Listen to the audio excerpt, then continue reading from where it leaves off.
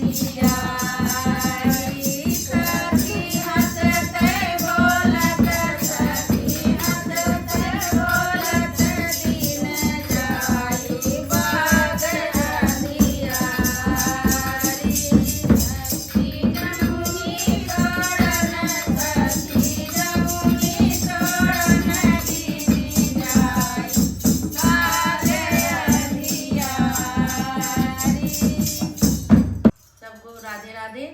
अगर ये गाना आपको पसंद आया हो तो इस गाने को सबसे ज्यादा लाइक करिए, सब्सक्राइब करिए और कमेंट करके बताइए कि आपको ये गाना कैसे लगा। को ऐसे ही गाने भजन कीर्तन सुनना है तो मेरे चैनल को सब्सक्राइब करें और बेल आइकन को प्रेस करना ना भूलें। धन्यवाद।